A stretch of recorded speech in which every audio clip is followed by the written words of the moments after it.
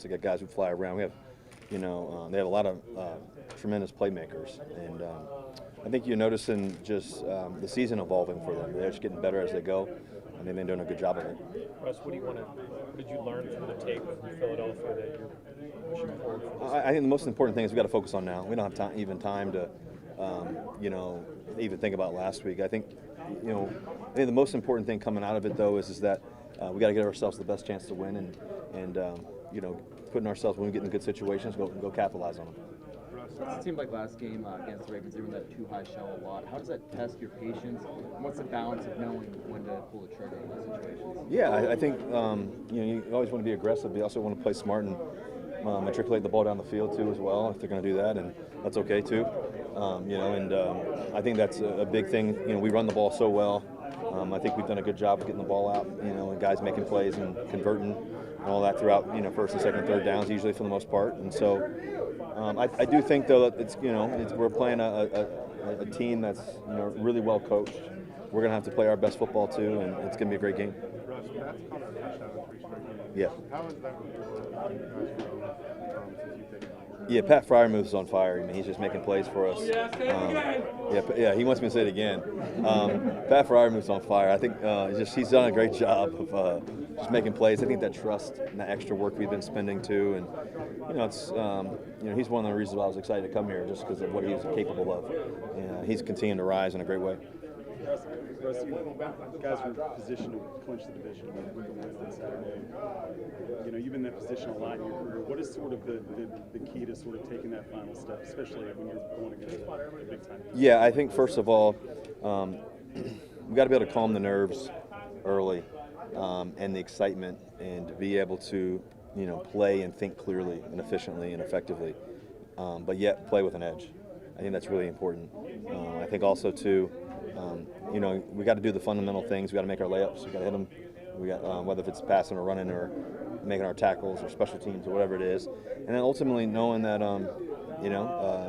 this is a playoff matchup, and so there's going to be highs, there's going to be lows. As you guys know, I like to always say, just stay neutral. Don't get too high, don't get too low. It's a 4-quarter game for a reason, and we're going to battle our way through it. Mike Thomas talked about the importance of not warming up to competition, coming in and setting that tone earlier. How do you guys avoid those mistakes early in games that force you to have to say, hey, let's get into this game first? Yeah, I think the clean, fast start. Once again, it goes back. A lot of times it goes back to fundamentals and what we're doing and how we're doing it. And just as I tell you guys, every game has a history of its own, and that's just the reality. We've done a really good job, especially in the second halves, of capitalizing on opportunities. I think we got to do that throughout the game. That's always the goal. But if it doesn't happen, it doesn't mean the game's over. And so I think that's the key part to the great game, and the great thing about football and the game of football is you can start hot and not finish strong either. So you got to throughout a game. And so I think the key part is just playing one play at a time and make that play great. And and you're worried about this or that, and got to do this, got to do that. No, just play this play and do this one really great. And I think that allows you to focus on the moment. How did you develop the patience or the decision making to know when it's time to pull the trigger and push the ball down the field, and maybe when it's time to dial back a little bit? Yeah, I think for me, I've been fortunate to have some really great playmakers throughout my career. I got, obviously guys like DK, Tyler, guys like Calvin, guys like GP, guys like Pat over there that we were talking about earlier. You trust them, and you guys like Mike Williams, who's made some great plays for us, and Van, and I think you just trust the guys that you're around, and I think that the aggressiveness is key. You got to get some explosive plays. Sometimes that's a screen. Sometimes that's a ball down the field. Sometimes that's a shallow cross. Sometimes it's a seam ball. It doesn't matter what it is necessarily, but I think that putting the ball in the playmaker's hands, and sometimes that's also checking it down, when it's not there. And I think the process of elimination is really important. I think that I've learned that early on throughout my career, and really understanding that, being able to pre-snap understand what they're trying to doing and why they're trying to do it, and situational football, knowing when to be aggressive, when not, and understanding that too. You mentioned Calvin as one of those guys that you trust. What have you learned about just his mindset and approach, and what's kind of stood out about the way he's grown throughout this third season? Yeah, he's been spectacular. I mean, ever since he came to San Diego, and I got to spend time with him and go to dinner and hang out and throw and work out together, I just was just incredibly excited about him. in who he is as a player, as a person, as a competitor. He has the gut, the grit, the guts to be able to play hard and be a smaller guy. You know, it's not easy to do, to be honest with you. You know, and I think I told you guys for a while, he reminds me a lot of Tyler Lockett in terms of his ability to understand and process on the move and see things. And he just has an appetite for learning. I think that anytime you have an appetite for learning and processing and growing, I think you got a great chance. And he definitely has that. Obviously, his speed and his ability to get in and out of his cuts is spectacular. You know, he can do it all, and he's been one of the biggest highlights, I think, not just of the Pittsburgh Steelers, but of the National Football League, in terms of a guy that's up and coming and has a great chance to be really special. Is there anything extra you do with George Pickens, you know, while he's unsure about if he'll play or not, but to stay locked in with him to keep you guys' connection throughout the week? Yeah, George and I talk quite a bit throughout, you know, practice and throughout the, you know, in the locker room or whatever it may be, in the meetings too, when we in the same room. I think he's done a great job of just being really in tune. You know, I told you guys, I don't know, 4 months ago, you know, George is one of the best teammates in the sense that, you know, he's a guy that we love because, you know, you saw the first game he wasn't playing, just his energy, his enthusiasm to us, and he lights up a room. You know, he really knows how to do that. And so in terms of football, though, I mean, he's such a good processor in terms of what he sees and understands. And so, you know, you don't have to talk to him too much, but when we do, you know, he's always watching every rep and he understands it. So that's good for us.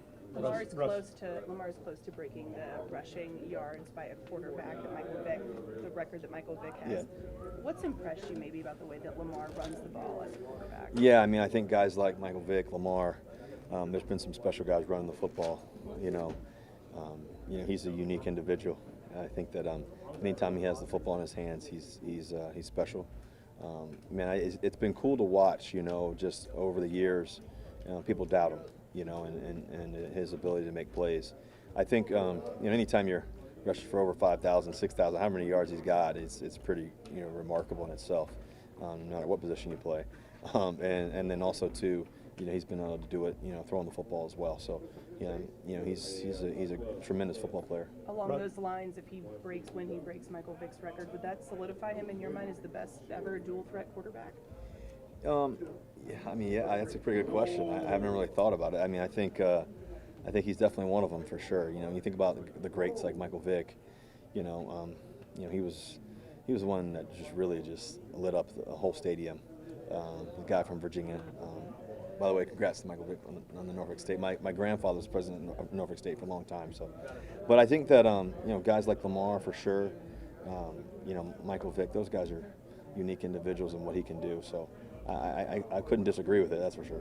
Outside of the game, Last two guys. Yeah. outside of the game, you and Sierra just opened the Why Not You Center. Yeah. Just how important is that for the community? Yeah, it's so exciting. I just think that to be able to, you know, impact this community has been really exciting. I think that to open up our Why Not You Center here and also in partnership with the Boys and Girls Club here, and we plan on doing more Why Not You Centers across the country and stuff like that. It's really exciting for our foundation, Why Not You Foundation. We want to do more in the community too.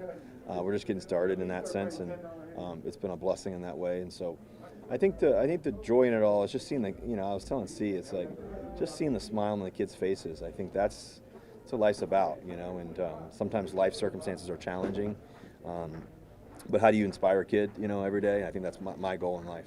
Russ, Najee just took full blame for the fumble.